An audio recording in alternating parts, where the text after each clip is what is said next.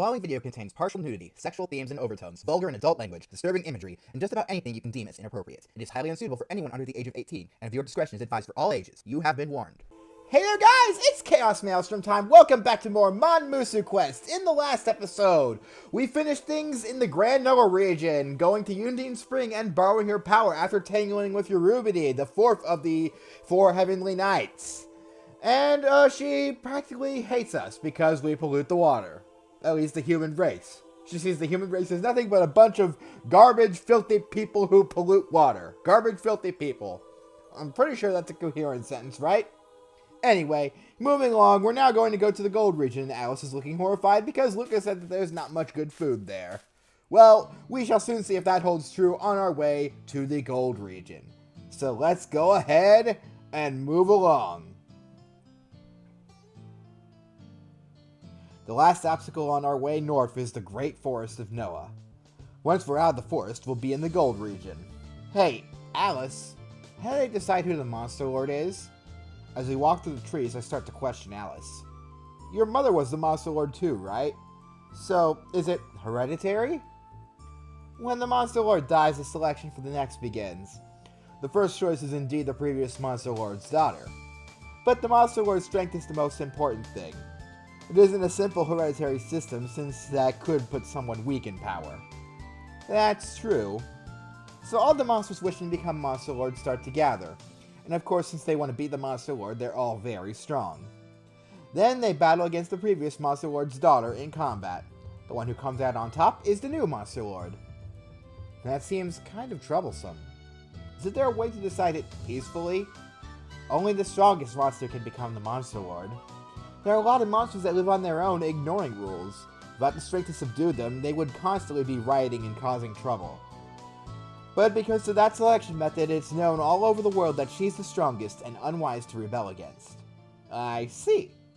It seems like a crazy selection process, but I guess it's more of a display of the new Monster Lord's power. But since the first Monster Lord, no other family has sat upon the throne besides my own. Do you know why? Why, is it because your family is the strongest? I'm expecting her to say something conceited like that.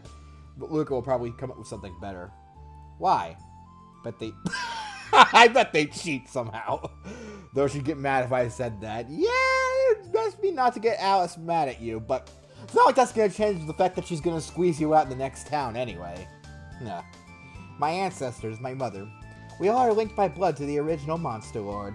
Always striving to be the strongest, we devote ourselves to training. That's why we have never lost in combat to win the throne. To make sure we never shame our ancestors, we won't allow ourselves to sit anywhere but on the Monster Lord's throne. Alice puffs up with pride as we walk through the forest. So, you beat everyone in combat when you took the throne. When I took the throne, something happened that has never happened before. 4 challengers came forward to claim the Monster Lord's seat. So those 4 and I fought in a battle royale. For there to be 5 people powerful enough to lay claim to the Monster Lord's seat. It could be said that this is a golden age in monster history. Could it be that those 4? Yes, they're currently the 4 heavenly knights. The unmatched dragon swordswoman prodigy, Granbaria. The proud and powerful queen succubus, Alma Elma. The one in charge of my past Monster Lord's educations, and rumored to be the strongest monster, Talamo. The legendary, the leader of tens of thousands strong slime race Eurubidi. Why do I get the feeling anytime mentioning Eurubidi is going to be on screen that I'm just going to screw up my sentences? Is that going to be a thing with her? Whatever. And of course me. As you can imagine, it was quite a fierce battle. So the 5 of you were in a battle royale. That sounds crazy. The first out was Alma Elma. After only a little while, she surrendered. So Alma Elma was the weakest.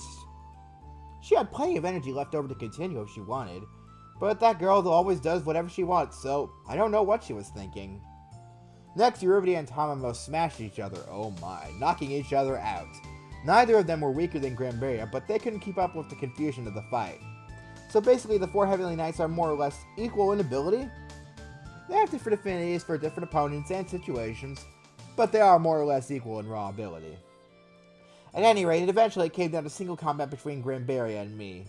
Her skills even brought me to my knees once. Is what I want to say, but I don't have any knees. Did Alice just make a joke? weird because Alice really doesn't seem like the type to make jokes. I mean, something as rare as that's like me reusing one of my old jokes from my YouTube poop days, which I haven't done in who knows how long. I mean, what are the chances of something like that happening? Anyways, let's continue. I wasn't really trying to make a joke. Anyway, she tried using her techniques more than once, but after I saw them once, they didn't work again, and I took victory over her. So then it ended happily with you as the new Monster Lord. 4 of them acknowledged my ability and pledged allegiance as the 4 Heavenly Knights, which is another purpose of the throne selection battles. Beating the other powerful monsters fairly in combat gets rid of any grudges or later power struggles, granting a peaceful reign with low chance of rebellion. Most of the time.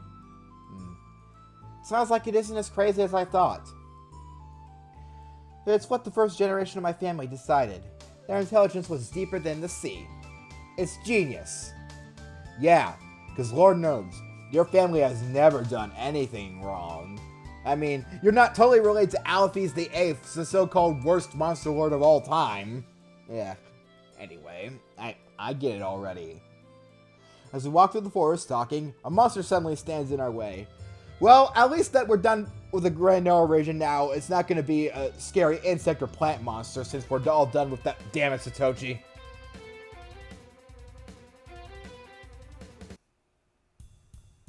A human male. How rare. I'll capture you and mate. A strong-looking monster. She seems really agile with powerful arms. And that thick insect carapace. Yeah, what about it, Luca? Does it turn you on? Do you get turned on by insect carapaces? What kind of human are you? Blech. Fighting her head on seems like it will be difficult. Should I try Undine's power? Well, I mean, we could, but let's go ahead and take a look at it since now we have the ability to do so. Undine's level 1 power. Draws Undine's power to create a barrier of water. The damage reduction is not nearly as powerful as the Earth's. This isn't the true power of water. Luca just can't use it right. So yeah, this might have been useful back on maybe the first continent or something, but here, it will not help us in the least bit. It's just the same thing as Earth, but not nearly as effective, and plus doesn't help us escape from mines. So, yeah. Undine's power right now. Never use it. We're going to go ahead and stick to Earth, since we can now use Earth and Wind at the same time. Which I'm going to go ahead and summon both Gnome and Sylph right now, because it will be very helpful for us in the near future. And by the near future, I mean in this battle, because since we can summon both Earth and Wind, we're basically going to be doing it for every battle from this point forward. Because why on earth wouldn't you want to have both Gnome and Sylph summoned at the same time? They are so useful together, and they really complement each other's abilities. So because, oh god! Oh, why is it always me? Well, I think that we need Gnome to escape from that. If we don't have Gnome in our party, or... No, of course we always have Gnome in our party. Technically, she's inside us. If we don't have Gnome summoned, we cannot escape from that. So, that's another good reason to always have Gnome summoned. Alright, we're going to go ahead and go back to attacking now.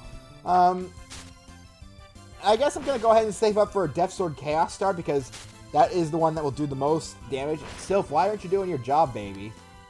There we go. Alright.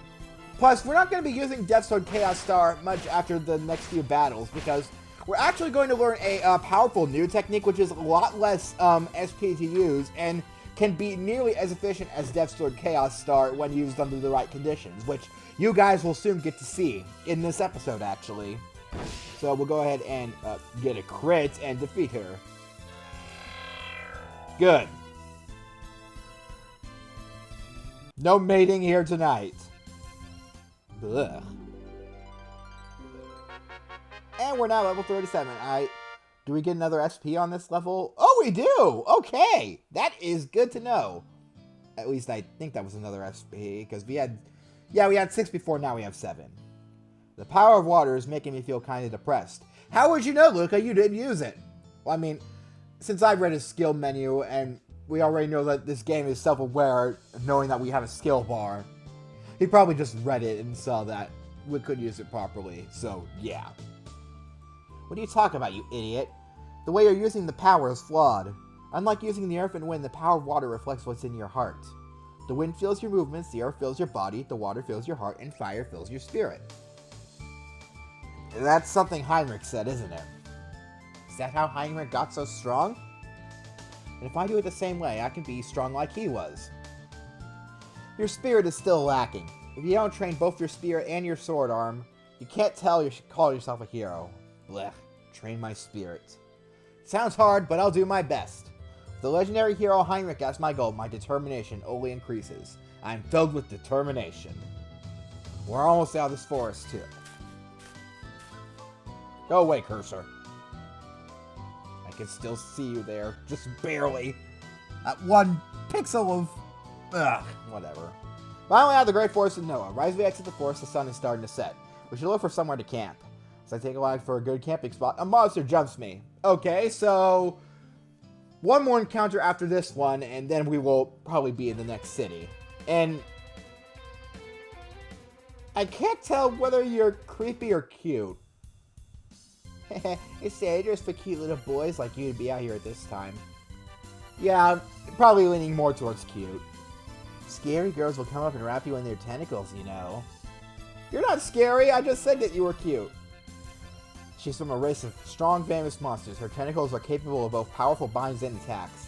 I'll tease you with these tentacles. Don't you want to be squeezed really tight? Or do you want me to stroke your pingas with them? Well, I'm going to choose neither, so we have the Scylla to fight. I'm going to point out right now the term Scylla is actually from Greek mythology. If you know the story of Scylla and Charybdis, they are actually, one's like a sea serpent, the other is like a giant whirlpool. Scylla has had nothing to do with tentacles in Greek mythology until, I don't know, they came up with a name for the, basically a more convenient name for the Octomaid. Basically like a mermaid, except instead of a fish's body, she has an octopus's body. Yeah, that's one way of saying Scylla, but Scylla is the more widely accepted term among the Monster Girl fandom. Don't ask me how I know. Well, of course you guys would know how I know that. I mean, if I'm playing this game, obviously I must be a fan of Monster Girls. To an extent. There are some extents I don't go to. We'll just leave it at that. Okay, so we're going to go ahead and start attacking now. Yeah, with both Sylph and Gnome summoned, now we can actually have the increased critical chance, and we won't miss nearly as often. Okay, and there comes the bind. We knew we were going to have this. Since she's an octopus, her body is basically pure muscle, so obviously we're not going to be able to escape from her in just one thing. And how are you dodged that when you were bind? Okay, she's trying to toy with Luca's nipples and his ass. Are you trying to make Luca basically... Are you basically trying to train him like a girl? Because, I mean, I know he's a Shota and all, as you can see here, but...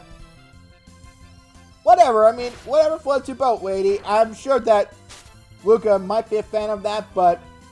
Hey, everybody has their own extents, okay? So, be respectful of your... What am I talking about? You're a monster. You don't care about my boundaries. You only care about what's good for you. Okay, now we're gonna go ahead and heal because even with Sylph and Gnome summoned, I still don't want to even risk the chance of me losing here because, okay, well, sure, you do that, and, I think we're good to start using our, SP on sword skills now. Yeah, we're good here. We'll, finish her with Demon Decapitation and be done with it. And there we go. It can't be. Also, it just occurred to me that Demon Decapitation is basically becoming useless at this point because it costs 2 SP to use and our regular attacks do about as much damage, so... Plus, even though Demon Decapitation won't miss, because sword skills don't miss except under very rare circumstances, why would you bother doing that if we have Sylph out all the time who causes our attacks to never miss and the increased critical chance for Gnome? Demon Decapitation is almost completely worthless. But don't worry, it will soon become somewhat more important later on. She was strong. The monsters in the north seem to be as powerful as I thought. Without the power of the spirits, I'd be toast. I'm starving. Let's make camp now. That's the first thing you say upon returning? Well, at least she's predictable, and why is my ear so itchy? Ugh. Start making our camp. Wonderful. Now we won't, we'll have camp. Yeah. I mean, obviously. After dinner, we start the usual training. So that you can master the power of water, we're going to forge that pathetic heart of yours. Okay, I'll do my best. Yeah, take a page out of Nino's book and do your best, Luca. Nino's book. Wouldn't it be more like her tome? Ugh, whatever. Fire Emblem puns. They do not belong in this game. I'm not any good at the aesthetic stuff, but I'll try my best. Or aesthetic stuff. I don't know. That seems to be a weird word. Alright, hurry up and get into meditation pose. Then empty your heart to nothing. I don't want to attain enlightenment. I just want to get stronger. Luca, you're reading a bit too deep into this now. She said before, but I don't think that will make me stronger. You idiot. If you don't train your heart, you can't use the power of water. If you can't do that, you'll never be able to reach Heinrich's level. Well, I mean, Yundin said it took him a year to master the power of water. So, we're going to reach that level eventually. So, whatever. We're gonna meditate like she said. Empty my heart to nothing. Basically, don't think of anything? Not quite, but close enough. Empty your heart and trust yourself to the flow all around you. I slowly close my eyes. Don't think of anything. Nothing. Nothing. Ah! Alice suddenly slaps me. Well, what the hell are you doing? Why did you let that happen? Why is she angry? Suddenly slapping me out of nowhere. I should be the angry one. Quit sulking, you idiot. You should have been able to dodge that easily if you had given your heart over to the flow.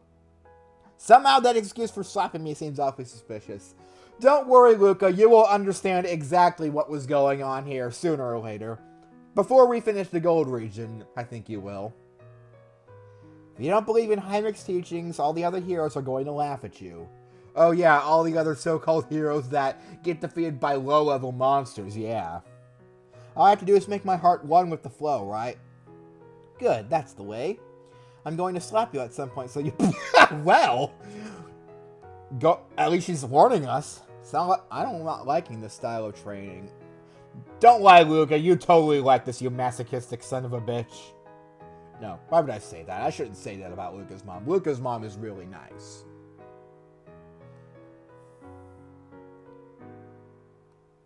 I don't think of anything. Nothing. Nothing. It feels like something's off. Something nearby has a thirst for blood, disturbing the field around me. Ah! In the next moment, something slams into my head, throwing me to the ground. Ow! What are you doing? Dodge it! No, I could feel something, but I wasn't able to react to it. It was different than feeling the wind around me. It was less like feeling the air and more like myself itself became water. I think I'm starting to get it. Alright, let's do it again! Oh, it looks like you're motivated now. Alright, I'll slap you again without holding back. There you go, Luca, embracing that masochistic side of yours. One with body and spirit. If you can't do it, you'll never be able to use the power of water. Feel the flow in your heart. Project Unity's power into that flow. I think it's time to stop. No, just a little more. More! Slap me more! Yes! Okay, I should probably stop talking like that unless I attract some unwanted attention. Your concentration is already at your limit. If you keep going as you are, you won't accomplish anything. Let's end it here for now. Just a little more? If you can't put everything you have into your concentration, you won't be able to progress. But if you're so insistent, I'll teach you a new sword skill instead. A new skill? My spirits lift instantly. It's been a long time since I've learned a new sword skill. After all your fights, you've gotten surprisingly skilled at using stealth. As you are now, you should be able to apply the power of wind to your sword skills. To my sword skills? Listen, this skill, while keeping the movement increase... I see. I eagerly listened to Alice's explanation.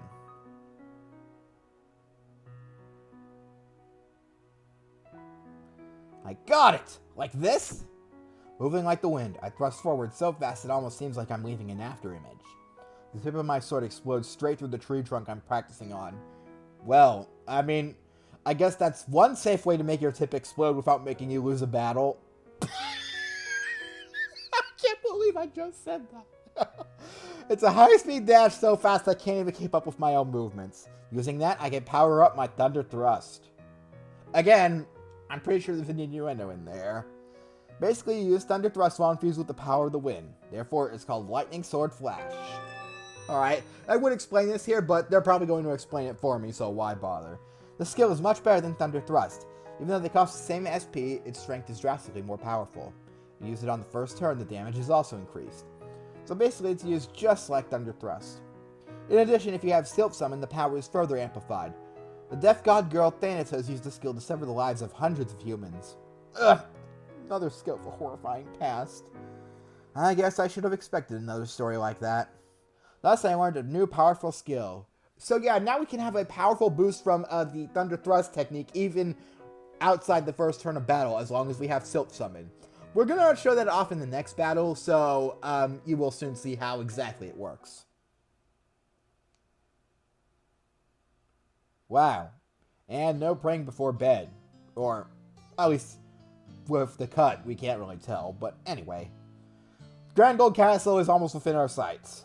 A new monster stands in my way. Oh. Okay, well, oh! She's cute! Look at her cute little snake hair. You know, that brings a question to mind. The head on a Medusa's hair is made of snakes. Then what about the hair on... You know, we're gonna stop right there and pretend that conversation never happened. Her hair is made up of snakes. What a weird monster.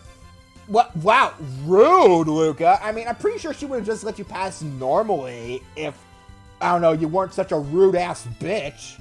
But no, of course you gotta go say weird things about her, so now she's gonna fight you. Don't say mean things to me. I'll use them to tease your pig ass. Sorry. I shouldn't be saying things like that if I'm looking for humans and monsters to get along. But still, those snakes look weird. No, they don't. They are cute. They are cute little danger noodles, and you should respect them. Respect the danger noodles. Hashtag respect the danger noodles. It's too late. It's too late to apologize. I felt like that was where that was going. I remember. I hate that song. Why am I even... I don't know. Too late to order fries. I'm going to turn you into stone. Okay, so the Medusa. Since Luca decided to be a rude-ass bitch, we have to fight her. Right away, you want to summon Silph because she has a, technique that will turn you to stone that you need, Silph to avoid. And I'm pretty sure we don't need Gnome for this battle, but I'm going to, go ahead and, summon Gnome anyway, just for the additional, damage decrease, and if she has a binding technique, which I can't recall, it will help. Okay. So there we go. Now, we're just going to go ahead and attack normally. Yeah, you see this petrification. If we did not have the Silph available to us, we would be turned to stone there. And basically, we would be already on our way to losing the battle, because that's basically one stone-cold way of cementing having your fate set in stone that you will lose the battle. Okay, no more puns. I wasn't originally intended to make a pun there, but that's how it turned out. Go ahead and keep attacking for now.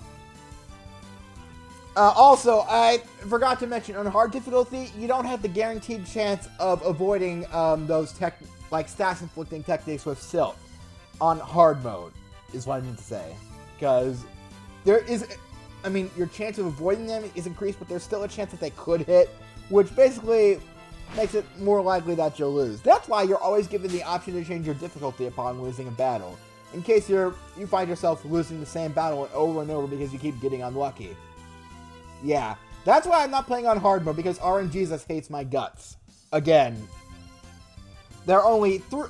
Originally I thought there were only two, but there are actually 3 fights in this game that are heavily influenced by RNG. So, yeah, and those are the fights that I'm giving myself the power to reset if things go wrongly for me, because Lord knows they're going to go wrongly for me. Alright, no. I'm going to go ahead and heal, and then I think we're going to try out Lightning Sword Flash. Also, in case you're wondering what that third fight that I recently learned has the RNG property to it, well, think about it. Which is the one fight that I've lost so far in this project? Due to RNG just being a dick. There you go. Alright, so here is Lightning Sword Flash. I really like it, because when we use a, from now on, when we use a sword skill and that has a, spirit attribute to it, that will allow us to, basically see those little, Disgaea Askew cut-ins. Alright, and... Alright. Wow. I think Stealth only helped us avoid that one attack, but whatever. Well, now we're just gonna pull a Perseus and go ahead and behead Medusa. Then can we use her head as an item? No, we seal her. Okay. Well, still, it'd be very helpful if we could just turn all of our monster enemies into stone at this point, but... Yeah, I mean, can't win them all. And we're now level 38. Almost getting to that hallowed number. Whew, I managed to win somehow. The monsters are getting really powerful now that I'm so close to the most dangerous continent. I can't let my guard down here for even a moment. Alright, so 3 monsters, we should be at the castle now! Hooray! Is that Grand Gold Castle? Finally setting my eyes on our destination, I get excited. I've heard that monsters and humans live here in complete harmony. Grand Noah Castle was already amazing, but this place is supposed to be even more advanced. I think I'll get to see humans and monsters living even closer together. I can't wait! I wonder what they eat there. I can't wait. Yep, predictable. As I approach the castle, laughing to myself. A huge monster blocks the path! What? 4 monsters before a new town? That's unheard of! Okay, well, hopefully it won't be a bad monster. Oh, well, at least I don't have to censor anything. We have the Golem Girl. Warning. No authority to pass. Return. She's huge. What is she? Her armor's bigger than my entire body. What's a huge monster like this doing right next to the castle? I don't recognize this monster. A monster even the Monster Lord doesn't know. Can't be. Is it another monster like the one in the Forest of Spirits? Luca, does this thing look anywhere near as freaky as the Chimera Dryad? I don't think so. Those two are completely different monsters, and you should feel ashamed for comparing the Golem Girl to her, because the Golem Girl is not nearly as disturbing as the Chimera Dryad. Bleh. Just reminds me of things I don't want to remember. And of course, when I remember something that I don't want to remember, of course that sets off the whole chain of remembering things I don't want to remember. So now I'm going to have to expose all of you guys to it. The guy in soccer movie, Furthest from Mass Rider, friggin' Ash using Cut with his Greninja, which I'm not even a fan of the Pokemon anime anymore, and why would you friggin' use Cut? Whatever. Also, Alice said it's probably made using magic. Intruder remains. Begin removal. As we calmly talk to each other, the giant monster attacks. Looks like she's attacking Grand Gold Castle. I'm not going to retreat, so I have no choice but to fight. So, this is the Golem Girl. Immediately summon Gnome and Sylph. You want both of them.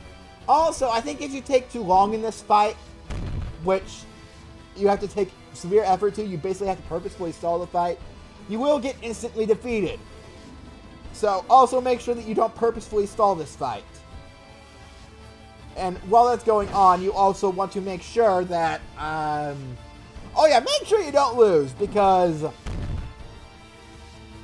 what happens when you lose? You don't want to lose. I'm just going to leave it at that. There's a lot of monsters you don't want to lose to. This one isn't one of the worst out there, but man, Luke is dishing out the crits like a boss. But still, it's really bad if you lose. Okay, so we're going to unload a couple of Lightning Sword Flashes here. Alright, and since it is taking a while to deplete her HP, I think that we're going to actually need to resummon Sylph and Gnome in this battle. You going to attack anytime soon? Okay, well, That's helpful. I mean, I wasn't intending to dodge that. I was expecting her to at least grab me for a few turns, but whatever. I'll take not being caught. I think if we use Lightning Sword Flash 3 more times, we'll be done with this. Now, this is probably being a little gutsy, but nope.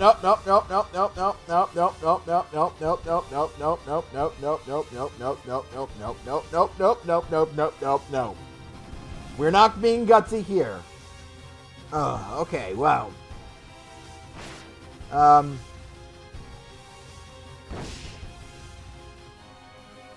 I think we could use Demon Decapitation, but you know what? I'm gonna go ahead and do it. Oh no. Okay, no need to worry. We're okay as long as we don't... There we go. Okay, that was a little spooky there, but we're okay. Reactor damage. Shutdown initiated. The Golem Girl falls to the ground, unmoving. Hooray! We saved Grand Gold Castle! Or did we? You guys will have to wait until the next episode to find out. So I'll see you guys next time. Laters! Man, this was a good episode. It completely covers up the fact that I had to record this episode last time but forgot to mash the record button. Wait a moment.